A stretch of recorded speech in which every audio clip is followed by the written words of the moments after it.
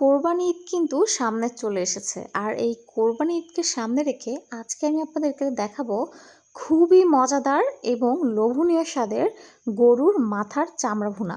তো এটা কিন্তু আসলে আমাদের বরিশালে অনেক খায়। তো অন্য অন্য অঞ্চলে বা অন্য অন্য জেলায় এটা খায় কিনা সেটা আসলে আমার জানা নেই। তবে আমি বলবো যে অবশ্যই কিন্তু একবার হলে এটা ট্রাই করে দেখবেন। এটা কিন্তু রুটি, পরোটা যেটাই হোক না কেন সব কিছুর সাথেই জমে যায়। খেতে যেমন দুর্দান্ত, তেমনি দেখতেও কিন্তু অনেক লোভনীয়। তো চলেন কিভাবে করেছি সেটাই শুরু করি। হ্যালো, আসসালামু আলাইকুম। লাড্ডু কিচেনের পক্ষ থেকে আপনাদের সবাইকে স্বাগতম। তো চুলাতে একটা কড়াই বসিয়ে দিয়ে দিলাম সয়াবিন তেল। এখন এই যে দেখেন, আমি এখানে কিছু ছোট ছোট আলু নিয়ে নিয়েছি। এই আলুটা কিন্তু সিদ্ধ করে তারপরে ভালো করে পরিষ্কার করে নিয়েছি। এখন এই আলুটাকে আমি তেলে দিয়ে ভেজে নিব লাল লাল করে। দিয়ে দিব হচ্ছে সামান্য একটু হলুদ, আর দিয়ে দিব স্বাদ মতো লবণ। এখন এটাকে খুব ভালো করে ভেজে নিব। এই আলুটা হচ্ছে অপশনাল, কারণ এই আলু দিলে আমার কাছে খেতে ভালো লাগে, এই জন্য দিয়েছি। আর আপনারা যদি দিতে না চান সেক্ষেত্রেও কিন্তু কোনো প্রবলেম নাই। তো আলুটাকে দিয়ে এখন এটাকে খুব ভালো করে ভেজে নিচ্ছি, একটু লাল লাল করে ভেজে নিব এই আলুটা। এতে করে খেতে কিন্তু ভালো লাগে। তো দেখেন আলুটা কিন্তু খুব ভালো করে ভাজা হয়ে গিয়েছে। আর যেহেতু সেদ্ধ করা আলু, অতটা কিন্তু সেদ্ধ হওয়ার কোনো প্রয়োজন নেই। তো এই যে দেখেন কত সুন্দর ভাজা হয়েছে না। এখন হচ্ছে গিয়ে এই আলুগুলোকে আমি তুলে রাখবো।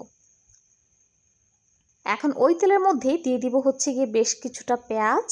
পেঁয়াজটাকে খুব ভালো করে ভেজে নিব। পেঁয়াজের যে কাঁচা কাঁচা গন্ধ থাকে এটা দূর হয়ে যাওয়া পর্যন্ত।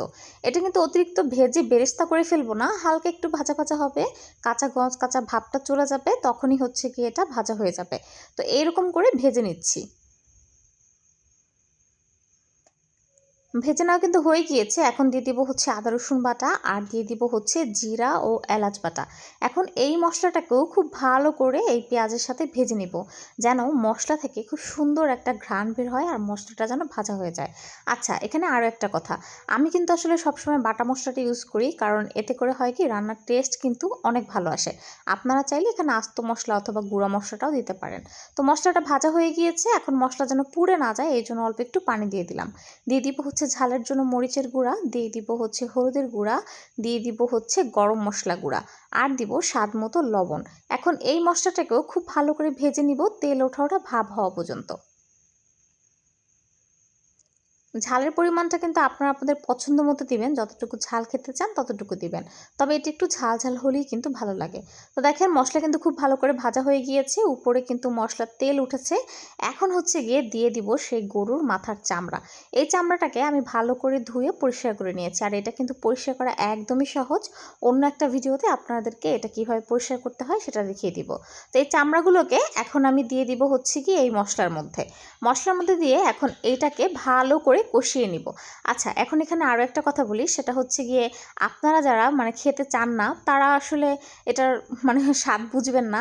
তো যাই হোক, তবে এটা কিন্তু হালাল জিনিস, হারাম কিছু না। আপনারা চাইলে কিন্তু অবশ্যই ট্রাই করতে পারেন। এটা কিন্তু আমাদের বরিশালে এটা কিন্তু রান্না করা হয়, আর এটা খেতেও কিন্তু অনেকটাই মজা। তো যাই হোক, এটাকে খুব ভালো করে মশলার সাথে কষিয়ে নিলাম। কষিয়ে এখন হচ্ছে গিয়ে এটাকে একটু এটা থেকে একটু পানি উঠবে হালকা, ওই পর্যন্ত এটাকে কষিয়ে নিব। আর কষিয়ে একদম মশলার সাথেই কিন্তু এই চামড়াটাকে ভাজা ভাজা করে প্রায় 50%-এর মতো আমি সেদ্ধ করে নিব। এখানে যত ভালো করে মশলার সাথে এই চামড়াটাকে কষাতে পারবেন, রান্নার টেস্টও কিন্তু ততটাই ভালো আসবে।